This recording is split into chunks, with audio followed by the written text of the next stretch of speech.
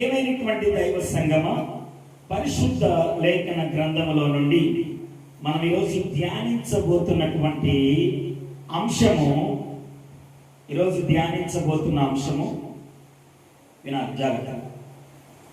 పైకి రావాలన్నా పైకి పోవాలన్నా, మరొకసారి నండి, పైకి రావాలన్నా పైకి పోవాలన్నా ఇదేంటి? రెండు ఒకటే కదా. హల్లెలూయా. పైకి రావాలన్నా పైకి పోవాలన్నా అంటే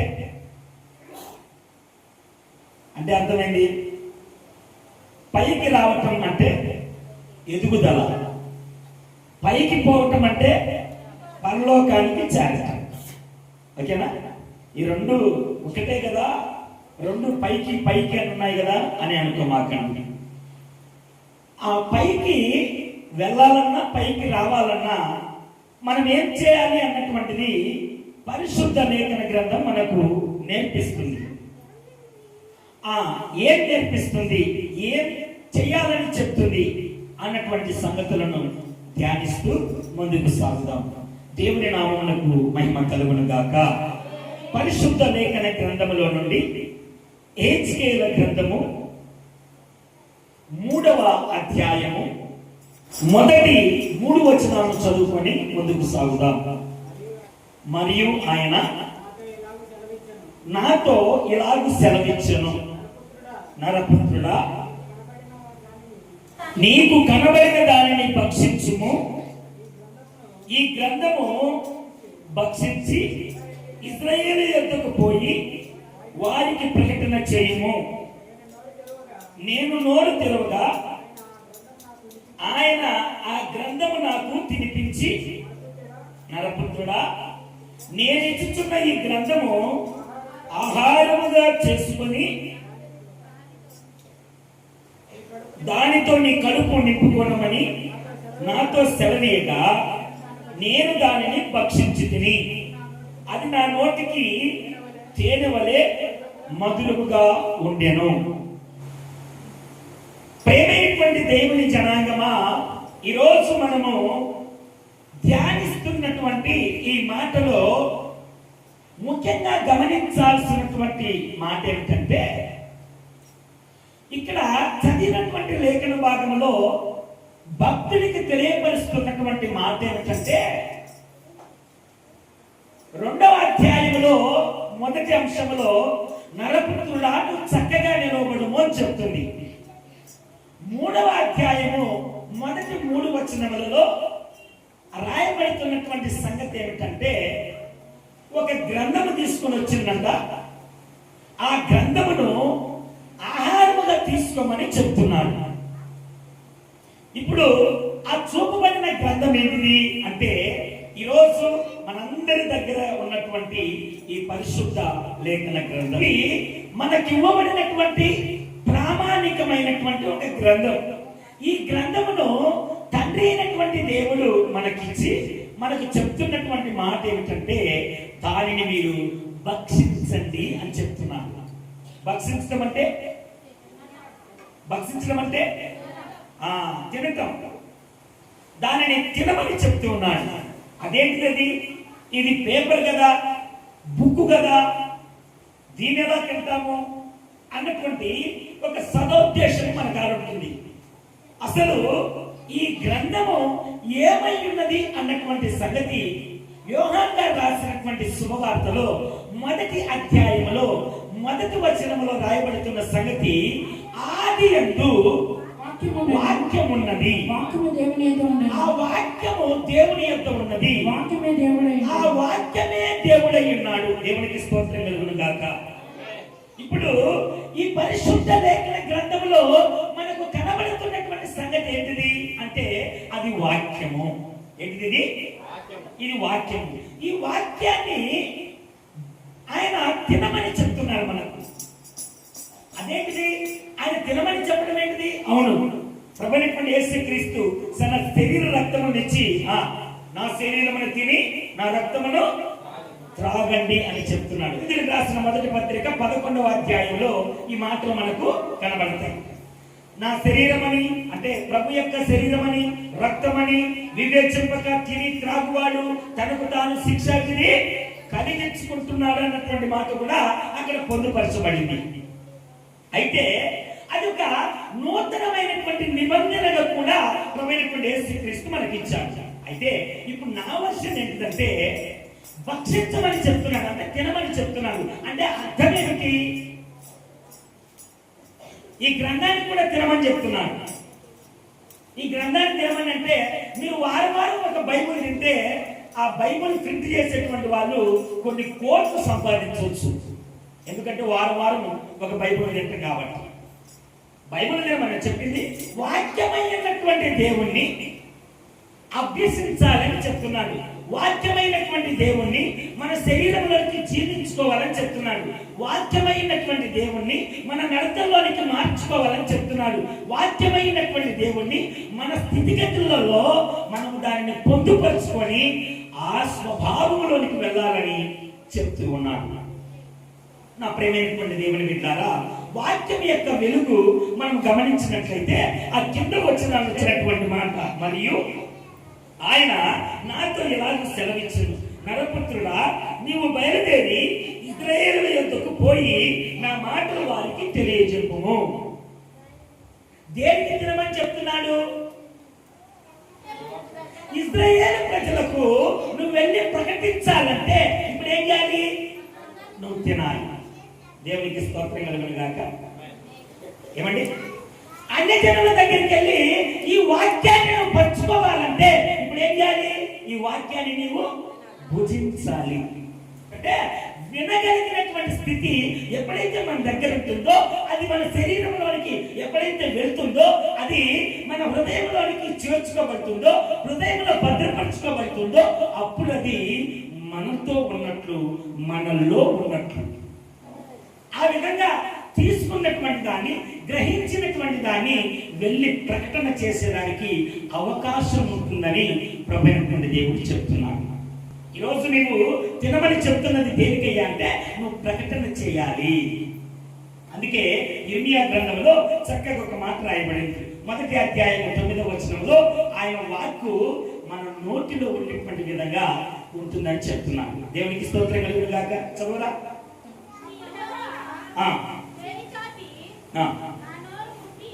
నా నోరు ముట్టి ఇలాగ సెలవిచ్చి, ఇదిగో నేను నీ నోట నా మాట ఉంచి ఉన్నాను అని చెప్తున్నాను. దేవునికి స్తోత్రం కలుగును గాక. ఇప్పుడు నీ నా నోట ఏమి ఉంచున్నారంట? నేను ఏమైతే తినమన్నాడో, నిన్ను ఏమైతే దాన్ని భుజించమని చెప్పాడో ఆ మాట నీ నోటిలో ఉండేటువంటి విధంగా ఆయన చెప్తూ ఉన్నాడు. ఇప్పుడు దేవుని యొక్క మాటను ఏం చేయాలి? భుజించాలంట. దేవుని మాటలు ఏమంటారంట? నోటిలో ఉండాలంట. దేవునికి స్తోత్రం. తర్వాత అదే ఇర్మియా గ్రంథంలోనే 15వ అధ్యాయము 16వ వచనం చదవండి. నీ మాటలు నాకు దొరకగా, నీ మాటలు నాకు దొరకగా నేను వాటిని భుజించి. ఇప్పుడు ఈడ దొరికింది ఏంటిది? హల్లెలూయా. ఈడ దొరికింది ఏంటి? దేవుడి యొక్క మాటలు దొరికాయంట. మరి ఈయన చేసింది ఏంటి?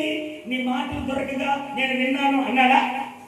ఏం చేశాడంటే వాటిను నేను భుజించి తిని అని చెప్తున్నాను. దేవునికి స్తోత్రం. దొరకగా నేను వాటిని భుజించి తిని, దేవా నీ పేరు నాకు పెట్టబడిన కనుక నీ మాట నాకు సంతోషమును, నా హృదయమునకు ఆనందమును కలుగజేయచ్చు ఉన్నవి. ఇప్పుడు ఎందుకు నేను తినమని చెప్తున్నాడు? ఎందుకు నేను భుజించాలని చెప్తున్నాడు? ఎందుకు దాన్ని నీ నోట ఉంచుకోవాలని చెప్తున్నాడు అంటే దేనికోసమయ్యా చెప్తున్నదంటే స్పష్టంగా రాయబడింది. దేనికోసమంట?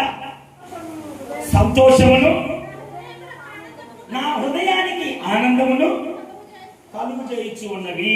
హల్లెలూయా.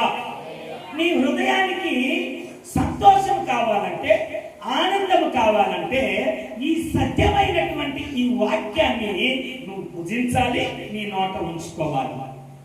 నీ నోటికి ఇది ఎలా కనిపిస్తుందని చెప్తున్నాడు.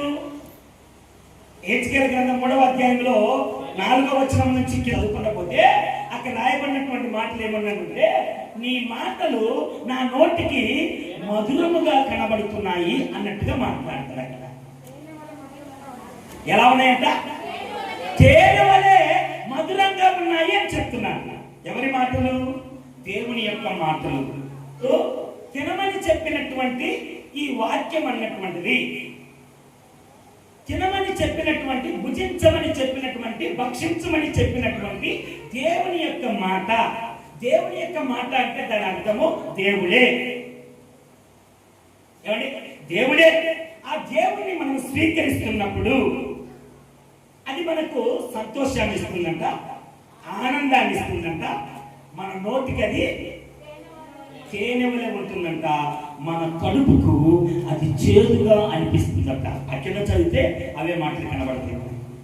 తీయగా ఉంది, తేనె వల్ల తీయగా ఉంది, మన కడుపుకు మాత్రం అది చేదుగా ఉంటుందంట. ఎందుకు చేదుగా ఉంటుంది అన్నటువంటివి మనము ముందు తెలుసుకొని ముందుకు సాగేదానికి ప్రయత్నం చేద్దాం. ఇప్పుడు వాక్యాన్ని ఏం చేయాలి? భుజించాలి. వాక్యాన్ని ఏం చేయాలి? నోటిలో ఉంచుకోవాలి. వాక్యాన్ని ఏం చేయాలి? నోటిలో ఉంచబడిన దాన్ని ప్రకటన చేయాలి. ఈ 3 సంగతులను జ్ఞాపకం ఉంచుకోండి. తర్వాత ఈ వాక్యాన్ని భుజించినప్పుడు, నోటిలో పెట్టుకున్నప్పుడు, ప్రకటన చేసినప్పుడు మనకు వచ్చే లాభం ఏంటిది అంటే, నీకు నీ హృదయానికి సంతోషమును ఆనందమును కలుగజేస్తుంది. నీ నోటికి తీపిగా, తేలికంటే తీయదనగా ఉంటుంది అని చెప్తున్నాడు. ఇప్పుడు వాక్యాన్ని తీయగా ఉంది అని స్వీకరించే వాళ్ళు ఎంతమంది ఉన్నారు? నిజంగా ఇది మనకు తీయగానే అనిపిస్తుందా? దేవునికి స్తోత్రం కలుగును గాక. రండి, ఒక మాటను నేను జ్ఞాపకం చేసి ముందుకు సాగడానికి ప్రయత్నం చేద్దాం. ప్రకటన గ్రంథము 10వ అధ్యాయము 9-10 వచనాలు చదువుకుందాం. దూత యుద్ధకు వెళ్ళి, ఈ చిన్న పుస్తకము నాకు ఇవ్వని అడగగా, ఈ చిన్న పుస్తకమును నాకు ఇవ్వని అడగగా, ఆయన దాన్ని తీసుకొని తినివేయుము, ఆయన దాన్ని తీసుకొని తినివేయుము, అది నీ కడుపునకు చేదవును గాని, అది నీ కడుపునకు చేదవును గాని, నీ నోటికి మాత్రము అది మధురంగా ఉంటుంది అని చెప్తున్నాడు. దేవునికి మహిమ కలుగును గాక. దేవునికి స్తోత్రం కలుగును గాక. మన నోటికి అది తీయగా అనిపిస్తుందంట, మన కడుపుకు మాత్రం అది చేదుగా అనిపిస్తుంది అని చెప్తున్నాడు. దేనికని ఆ విధంగా మాట్లాడుతున్నాడు? హల్లెలూయా. నా మాటలు అర్థమవుతున్నాయా? అర్థమైనటువంటి వారు గట్టిగా స్తోత్రం చెప్తామా? హల్లెలూయా. ఇప్పుడు దాకా మనం విన్నటువంటి లేఖన భాగాన్ని అర్థం చేసుకున్నటువంటి దానికి తినేటప్పుడు తీయగా ఉంటుందంట. ఒకసారి కీర్తనల గ్రంథం 19వ అధ్యాయము 9-10 వచనాలు చదవండి. యెహోవాయైన భయము పవిత్రమైనది, అది నిత్యము నిలుచును. యెహోవా న్యాయవిధులు సత్యమైనవి, అవి కేవలము న్యాయమైనవి. అవి బంగారు కంటను, విస్తారమైన మేలుకు బంగారు కంటను కోరదగినవి. దేవునికి స్తోత్రం కలుగును గాక. తేనె కంటెను, జుట్టు తేనె దారుల కంటెను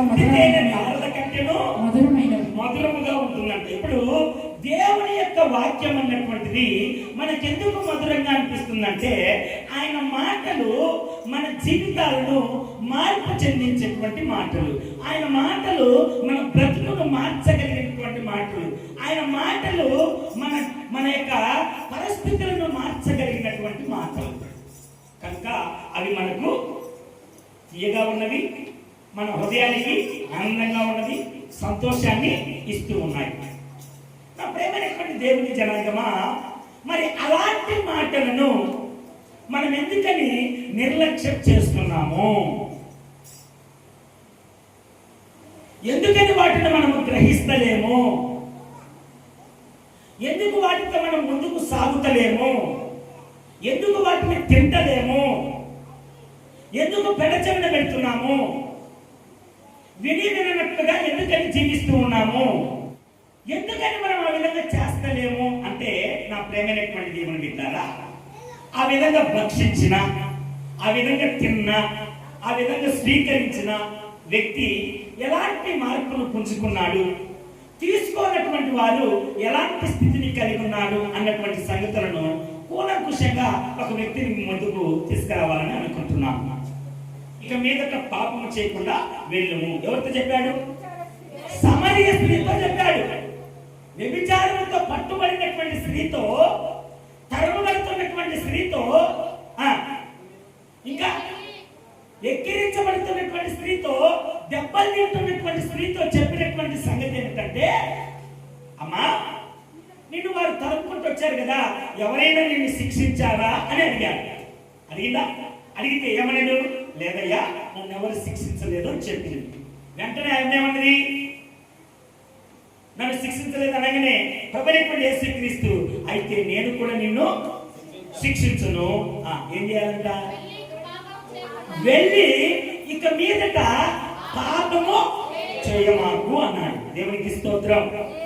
ఈ వాక్యము భుజించిన తరువాత, ప్రభువైనటువంటి యేసుక్రీస్తు యొక్క మాటలు విన్న తరువాత మనకి ఏం కలగాలి? పాపము చేయనటువంటి స్థితి కలగాలి. వింటున్నారా? పాపము చేయనటువంటి స్థితి కలగాలి. మరి మనం వెళ్ళి పాపము చేయకుండానే జీవిస్తున్నామా? లేదు పాపముతోనే జీవిస్తున్నామా? పాపము చేయకుండా జీవించమని చెప్పేటువంటిది, పాపములోనే జీవించేటువంటి కార్యాలను మనం చాలా జాగ్రత్తగా గమనించాలి. ఆ ప్రేమైనటువంటి దేవుని సంగమా. తర్వాత ఇంకొక వ్యక్తి ఏమన్నాడు? సమాధానము కలిగినటువంటి దానివై వెళ్ళుము. సమాధానం అంటే వాక్యాన్ని భుజిస్తే మన జీవితంలో ఏముంటుంది? సమాధానము దొరుకుతుంది. మొదటిదేమో పాపము చేయకుండా ఉంటాము, రెండవది సమాధానం కలిగి ఉంటాము, మూడవది న్యాయాధిపతుల గ్రంథంలో 6వ అధ్యాయం 14వ వచనంలో ఆ మాట రాయబడింది. చదవద్దు, వినండి. రాయబడినటువంటి సంగతి ఏమిటంటే, గిద్యోను అన్నటువంటి వ్యక్తి ఉన్నాడు ఇక్కడ.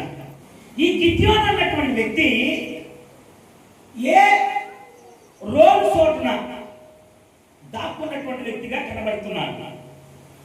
అలాంటి వ్యక్తితో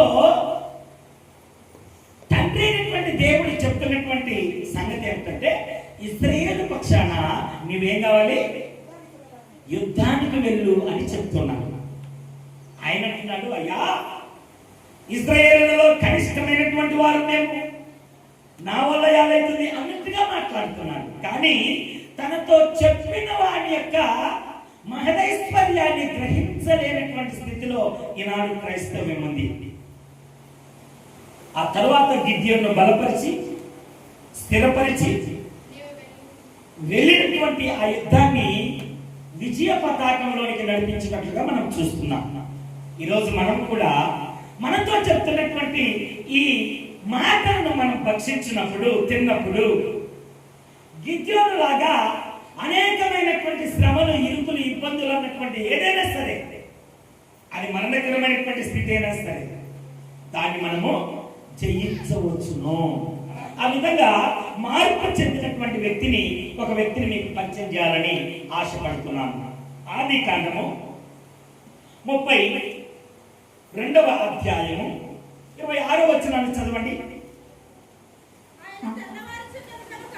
ఆయన తెల్లవారుచున్నది కనుక నన్ను పోనిమ్మని అనగా, అతడు నీవు నన్ను ఆశీర్వదిస్తేనే కానీ నేను పోనీయనను. దేవునికి మహిమ కలుగును గాక. ఎవరైనా అంటే యాకోబు అన్నటువంటి వ్యక్తి ఎలాంటి స్వభావికుడయ్యా అంటే, యాకోబు అన్నటువంటి పేరుకే అర్థము మోసగాడని అర్థం. ఏ పేరు? మోసగాడని అర్థం. అయితే ఇతడు ప్రభు అయినటువంటి దేవుని యొక్క మాటలను భక్షించినప్పుడు, ప్రభువుని స్వీకరించినప్పుడు, ప్రభు యొక్క కార్యసిద్ధి తనలో కలుగుతూ ఉన్నప్పుడు, ప్రేమైనటువంటి దేవుని బిడ్డారా, ఈ యాకోబు మోసపూరితమైనటువంటి జీవితంలో నుండి ఎలాంటి జీవితంలోనికి వచ్చాడు అంటే, ప్రార్థనా జీవితంలోనికి వచ్చాడు. మొదటి స్థితి ఎలాంటిది? మోసగాడు. ఇప్పుడు ఎలాంటి స్థితిలోకి వచ్చాడు? ప్రార్థన జీవితంలోకి వచ్చాడు. ఆ ప్రార్థనలో ఆయన అంటున్నటువంటి మాట ఏంటంటే, నీవు నన్ను ఆశీర్వదిస్తేనే కానీ నేను విడువను. అలాంటి అనుభవం ఉందా మనకు? మనం భక్షిస్తే కదా అలాంటి అనుభవంలోకి వచ్చేది. యాకోబు భక్షించాడు కనుక, యాకోబు వాక్యపు వెలుగును చూశాడు కనుక, దేవుని యొక్క మహాశక్తిని గ్రహించగలిగినటువంటి స్వారూప్యతలోనికి వచ్చాడు కనుక, వాక్యమును బట్టి ఆయన ప్రార్థించేటువంటి అనుభవంలోనికి వచ్చాడు.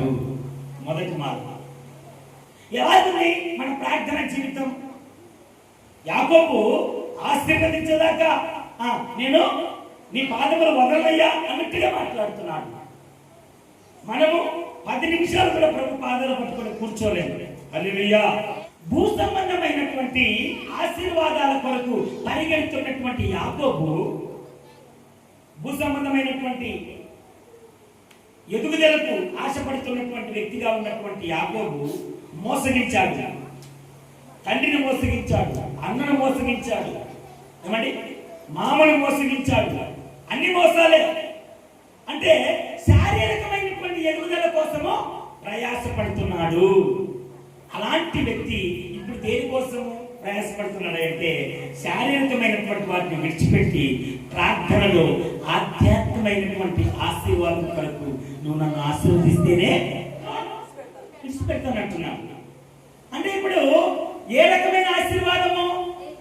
ఇప్పుడు ఆయన పోరాడుతున్న పోరాటం దేని కొరకై అంటే ఆత్మ సంబంధమైనటువంటి ఆశీర్వాదం కొరకు. హల్లెలూయా. గట్టి చెప్తామా? హల్లెలూయా. గట్టి చెప్పాలి. హల్లెలూయా. రెండో భాగం 27వ వచనాన్ని చదవండి. ఆయన నీ పేరేమని అడుగగా అతడు యాకోబు అని చెప్పాను. అప్పుడు ఆయన నీవు దేవునితోనూ మనుషులతోనూ పోరాడి గెలిచితివి కనుక ఇక మీదట నీ పేరు ఇశ్రాయేలే కానీ యాకోబు అనబడదు. చెప్పటమా? దేవునికి మహిమ కలుగును గాక.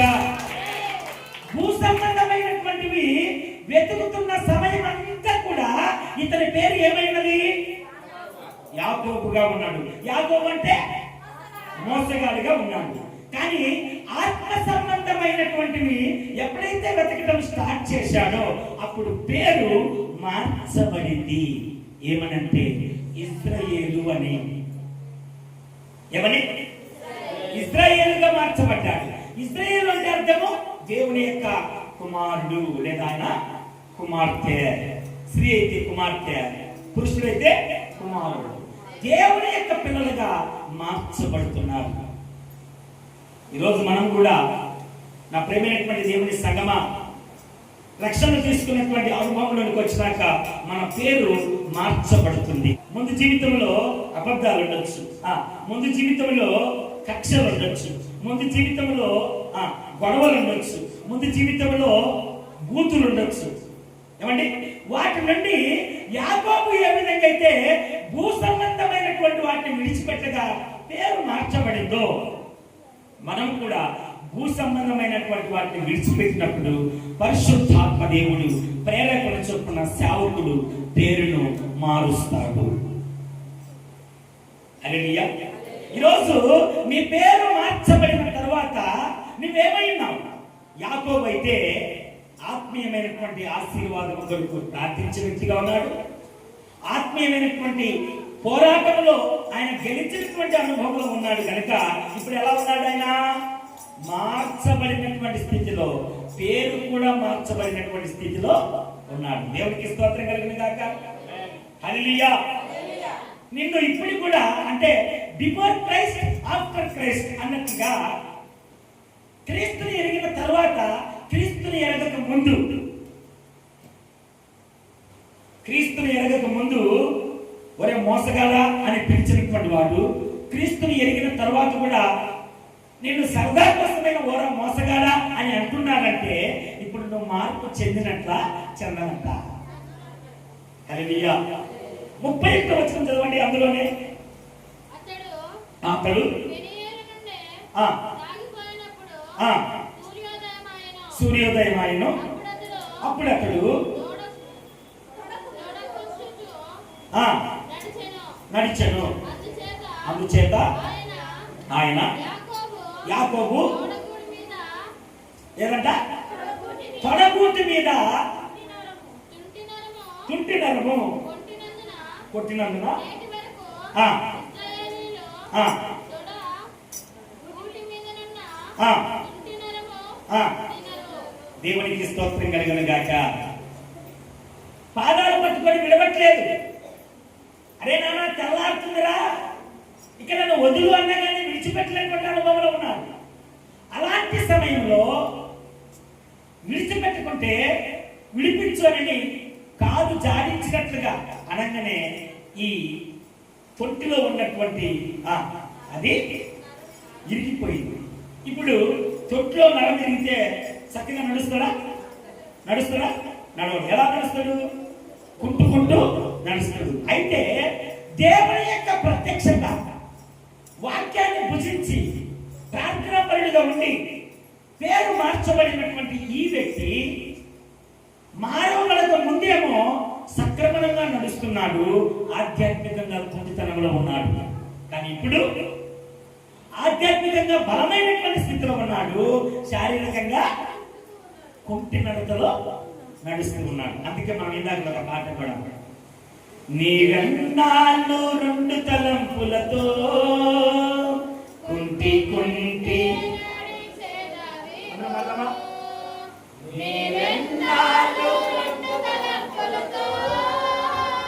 కుంటి కుంటి నడిచెదవివు యెహోవాయే నీ దేవుడా, లేక వేరే దేవతలున్నారా? యెహోవాయే నీ దేవుడా, లేక వేరే దేవతలున్నారా?